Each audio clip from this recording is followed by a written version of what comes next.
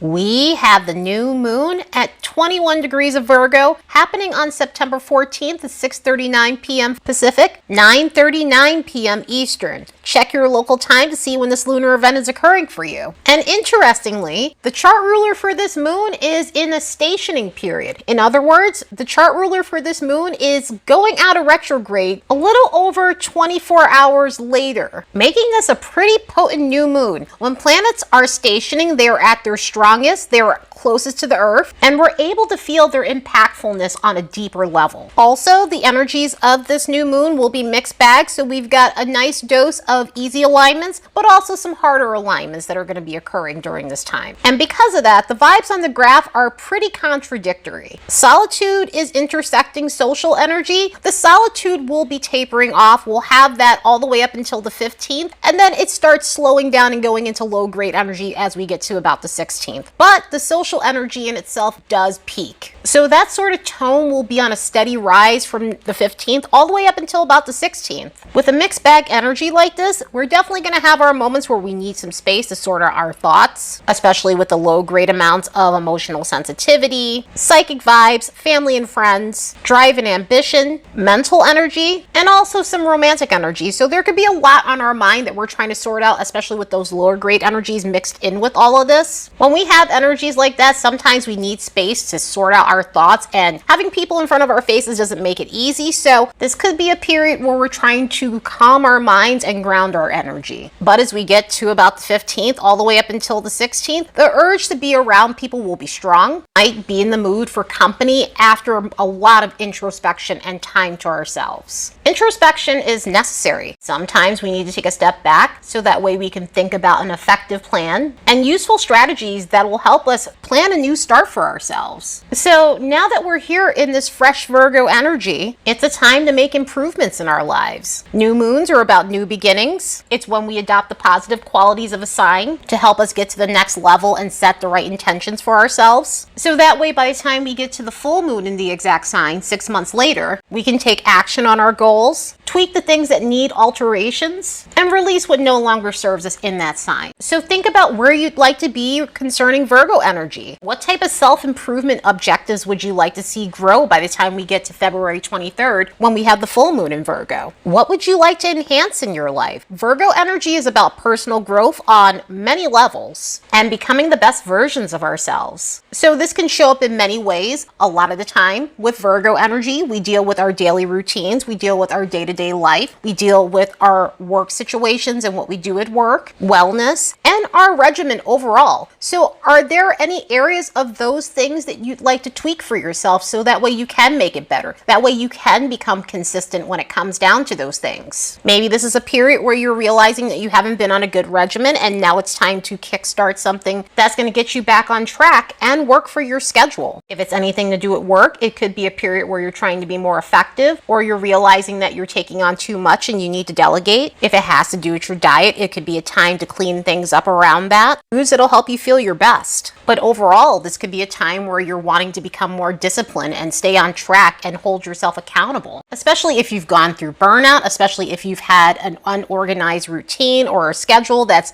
throwing you off course in some sort of way. It could be a period of getting back in touch with your mind-body connection. And if it's not those things, sometimes it could be about getting more detailed oriented, where you're learning to stay on top of things so that way you don't miss out on important information. And speaking of which, is this a period where you're wanting to learn how to be more discerning in your life? In other words, you're wanting to be able to see things for what they are so that way you're not putting yourself in situations that could have been easily avoided. Obviously, sometimes things are way more complex than that, but having the power of discernment really helps in situations where you really need to pay attention to information, and whether that's data points, facts, dealing with people, and insight about yourself, this could be a period where you're wanting to learn that skill. Virgo energy is about healthy skepticism. That way we're less malleable to other situations that can be harmful to us and tactics that may come from other people. So this can also usher in a period of setting healthy boundaries, where you filter out things that push you past your parameters.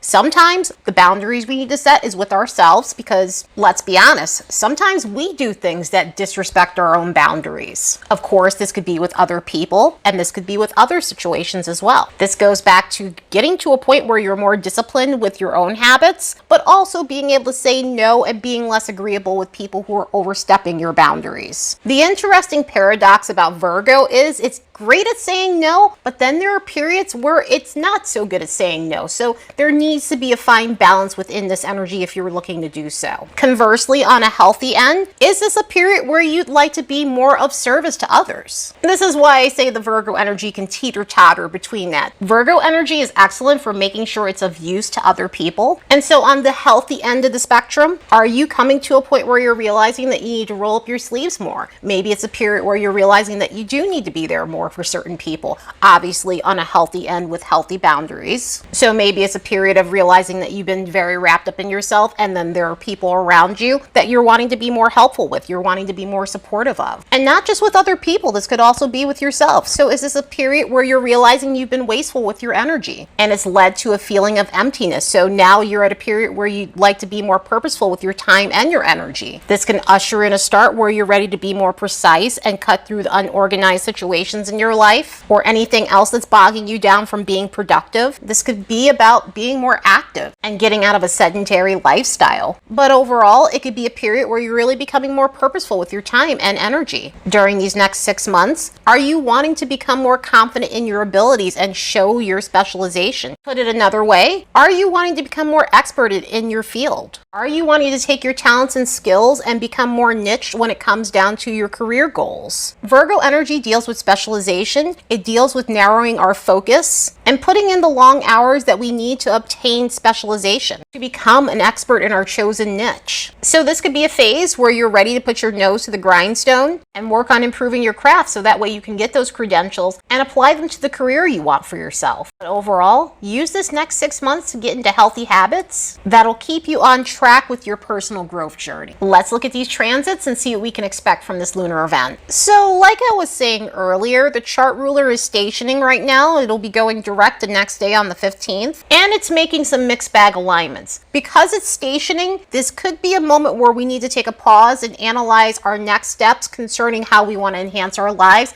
and ways to get back in alignment with our daily routines. So during this new moon, we could really be in our heads about what type of strategies that we need to implement in order to have an effective outcome. One of the reasons why we might be in our heads and want some space to ourselves to figure our shit out is Mercury is making an opposition with Saturn, but also making sesquiquadrates to the North Node. And so this could be a sobering period where we really have to get real with ourselves about our goals, about what's realistic, about what's tangible, and release ourselves from self-sabotaging things that's preventing us from getting any traction in our lives. So this next 24 hours could be an introspective period of realizing why we need to let go of unconstructive habits and manage our lives and time more responsibly. At least Mercury is in a trine with Jupiter. Mercury's been in an extended trine with Jupiter since the Mercury retrograde, and this alignment itself has been very helpful for cutting through a lot of fog that's gone on since this retrograde has happened. So this could help us feel mentally sharp despite all of the harsher energies that are going on. It could help us look on the bright side of things, so that way we feel more encouraged in terms of taking action on our goals. But also, this is going to be excellent for getting in a social mood, feeling the need to communicate with people, getting out of our own heads after we've processed all the stuff we needed to process. So this could lead to a lot of enjoyment later on Friday. The moon and the sun are in an opposition with Neptune and quincunx nodes. This was another reason why we were getting some of that solitude energy and needing space to ourselves to process things. This could also be a time when we feel more sensitive to energies than normal and are picking up on things psychically.